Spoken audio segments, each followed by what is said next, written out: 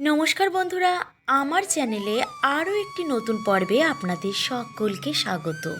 আজকের পর্বে আমি আলোচনা করব আপনাদের সাথে খেতে বসে এই কাজগুলি করলে, মানে কোন কাজগুলো করলে মা লক্ষ্মী আপনার প্রতি রুষ্ট হবেন এবং আপনার ঘর ছেড়ে চলে যাবেন। আর যেই কাজগুলোর কথা আমি বলবো এখন বন্ধুরা, অবশ্যই কিন্তু আপনারা সেই কাজগুলো করবেন না। করলে মা লক্ষ্মী কিন্তু আপনার প্রতি সত্যি সত্যি রুষ্ট হবেন। তাহলে চলুন বন্ধুরা, কোন কাজগুলো করতে নেই সেই কাজগুলো সম্পর্কে বিস্তারিত আলোচনা করা যাক। তার আগে বন্ধুরা একটি কথা বলতে চাই, আজ যদি কোনো বন্ধু আমার চ্যানেলে নতুন এসে থাকেন আর আপনার যদি আমার এই ভিডিও ভালো লেগে থাকে, তাহলে অবশ্যই চ্যানেলটিকে সাবস্ক্রাইব করে পাশে থেকে যাওয়ার অনুরোধ রইল। বন্ধুরা, আমরা সকলেই জানি খাদ্য বা খাবার মা লক্ষ্মীর প্রতীক হিসেবেই ব্যবহৃত হয়। আর খাদ্য বা খাবার শুধুমাত্র যে আমাদের খিদে নিবারণ করে তাই নয় কিন্তু বন্ধুরা, জীবনযাপনের অনেক কিছু উদ্ভাবনের অনুঘটক হিসেবে কাজ করে এই খাদ্য বা খাবার। বন্ধুরা, আমাদের বেঁচে থাকার অন্যতম উপায়ও কিন্তু এই খাদ্য বা খাবার, এটা আমরা সকলেই জানি এবং মানি।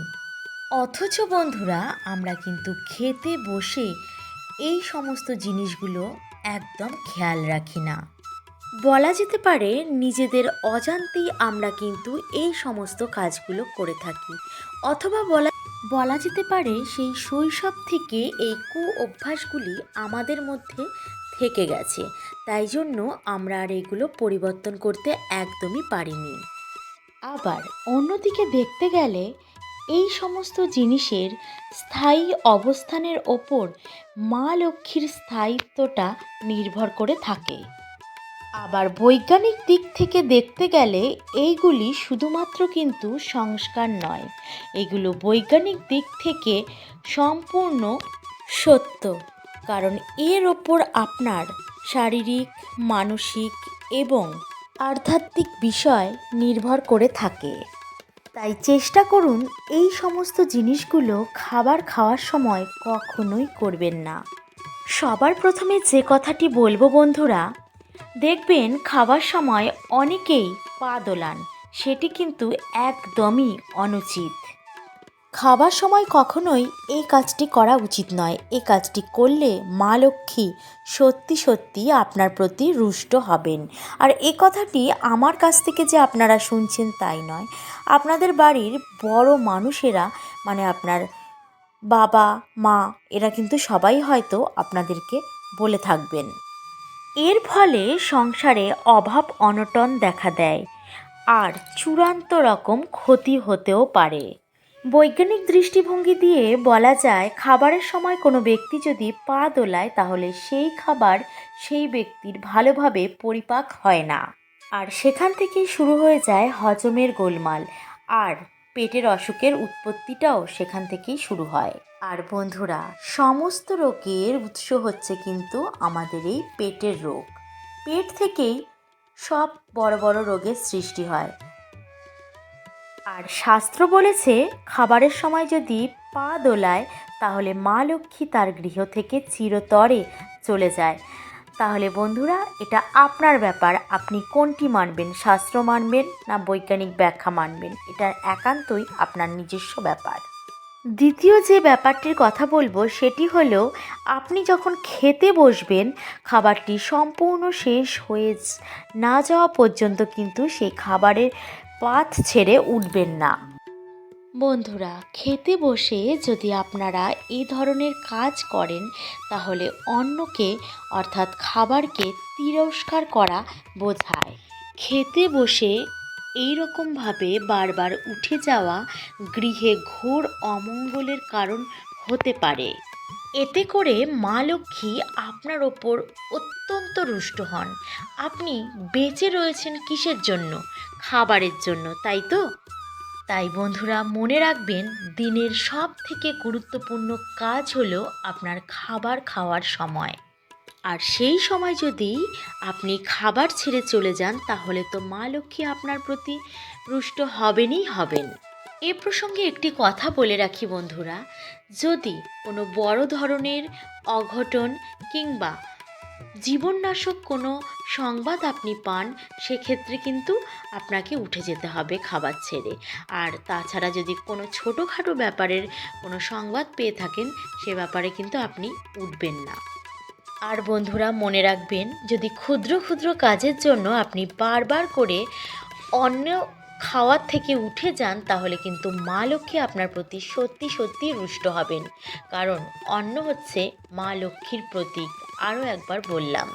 আবার বন্ধুরা, বৈজ্ঞানিক দিক থেকে দেখতে গেলে বলা হয় যে খেতে বসে এইরূপ বারবার উঠে যাওয়ার ফলে আমাদের শরীরের ভীষণভাবে ক্ষতি হয়। কারণটি হলো বন্ধুরা, খাবারের সময় আমাদের জিভ থেকে যে লালা নিঃসৃত হয়, সেটি আমাদের খাবার পরিপাকের অনেকাংশে সাহায্য করে। আর বন্ধুরা, আপনারা যদি খাবার ছেড়ে বারবার উঠে যান, তাহলে সেই লালা শরীরের পক্ষে অঘটন সৃষ্টি করতে পারে। তৃতীয় যে কথাটি বলবো সেটি হলো, অনেক ক্ষেত্রে দেখা যায় অনেকেই গামছা পরে ভাত খেতে বসে। গামছা পরে কখনোই খাবেন না, এতে করে সংসারে কোনো দিন অভাব যাবে না। আপনি যত টাকাই উপার্জন করে আনুন না কেন, গামছা পরে যদি খেতে বসেন, তাহলে কিন্তু কোনো টাকাই আপনার কাছে থাকবে না। এটা করলে গৃহে সর্বদাই অলক্ষ্মী বিরাজমান হবে আর দারিদ্রতা দেখা দেবে। তাই বন্ধুরা, একটি কথা বলবো যে কখনোই গামছা কিংবা তোয়ালি পরে খেতে যাবেন না বা খেতে বসবেন না। বৈজ্ঞানিক দৃষ্টিভঙ্গি দিয়ে এ কথাটি বলা হয়, গামছা বা তোয়ালি এই জিনিস আমরা কিন্তু বাথরুমে ব্যবহার করে থাকি। তাই গামছা বা তোয়ালি কিন্তু বাথরুমের জন্যই ঠিক আছে, সেটিকে খাওয়ার ঘরে না নিয়ে আসাই সব থেকে ভালো কাজ। তাছাড়া এই গামছা বা তোয়ালি পরে খেতে যদি কোনো বাইরের লোক আপনাকে দেখে, সেটাকে কিন্তু দৃষ্টি শুভ দেখাবে না, একদম দৃষ্টি কটুই দেখাবে। 4 নম্বর যে জিনিসটির কথা বলবো সেটি হলো, বাচ্চারা কিন্তু অনেক সময় এটি খাবারের পাতে করে থাকে। মানে খাবারের সময় খাবারের থালার মধ্যে আঁকিবুকি করে।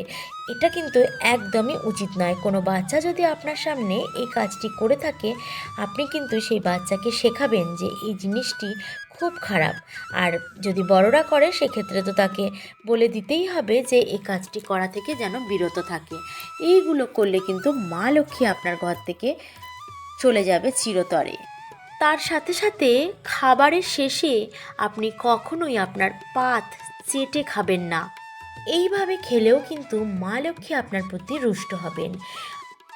আর এইভাবে খাওয়ার থেকে আপনার খাওয়া যখন শেষ হয়ে যাবে, তাড়াতাড়ি করে গিয়ে হাতটি ধুয়ে ফেলুন, তাহলে মা লক্ষ্মী আপনার প্রতি সদয় থাকবেন।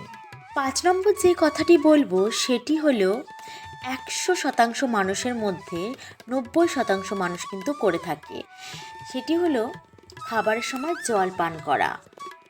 এটি শুনে হয়তো আপনারা ভাববেন যে এর সঙ্গে মা লক্ষ্মীর কথা কোথায় আসছে। হ্যাঁ, মা লক্ষ্মীর কথা হয়তো এর সঙ্গে সরাসরি নেই, তবে এইভাবে বারবার খাওয়ার সময় জল পান করলে আপনার স্বাস্থ্যের প্রতি কিন্তু আপনি অসতর্ক হয়ে যাবেন। আর বৈজ্ঞানিক দিক থেকে দেখতে গেলে এইরূপভাবে বারবার খাবারের সময় যদি আপনি জল পান করেন, তাহলে আপনার শারীরিক দিক থেকে অনেক ক্ষতি হতে পারে। কারণটি হলো বন্ধুরা, এইভাবে যদি আপনি জল খান, তাহলে কিন্তু আপনার খাবারটি হজম হবে না। একমাত্র বন্ধুরা, আপনার গলায় যদি কিছু আটকে যায় খাবারের সময়, কিংবা যদি বিষম খান, সেক্ষেত্রে আপনি জল পান করতে পারেন। না হলে খাবার দাবার পর, হাত মুখ ধোয়ার পর আপনি জল পান করবেন। সত্যি কথা বলতে, আপনি যদি আস্তে আস্তে খাবারটাকে খান, তাহলে কিন্তু খাবারের সময় জল পানের কোনো প্রশ্নই ওঠে না। সব শেষে বন্ধুরা, যে কথাটি বলবো, আপনি যখন খাবার খাবেন, তার আগে কিন্তু আপনার হাত দুটি ভালো করে ধুয়ে তারপরে খাবারের সামনে এসে অন্নদাত্রী মা লক্ষ্মী কিংবা আপনি যে ঠাকুরকে আরাধনা করেন তার নাম নিয়ে আপনি কিন্তু খাবারটি গ্রহণ করবেন। আর বন্ধুরা, যতটুকু আপনার খাবার প্রয়োজন ততটুকুই কিন্তু আপনি খাবার নেবেন, তার থেকে কিন্তু বেশি নেবেন না। আমি এটাই বলতে চাইছি যে খাবার কখনো নষ্ট করবেন না, তাহলে কিন্তু মা লক্ষ্মী আপনার প্রতি রুষ্ট হবেন। আজকের ভিডিওতে যে কথাগুলো বললাম সেই কথাগুলো যদি আপনারা মেনে চলেন আপনাদেরই ভালো হবে, আর যদি না মানেন তাহলে আপনার ভবিষ্যৎ প্রজন্ম ভিখিরি হতে বাধ্য। আশা রাখছি বন্ধুরা আপনারা সেই বিষয়গুলি মেনে চলার চেষ্টা করবেন। তাহলে আজকের মতো এই পর্যন্তই, আবার দেখা হচ্ছে অন্য একটি নতুন পর্বে। ততক্ষণ ভালো থাকবেন, সুস্থ থাকবেন। নমস্কার।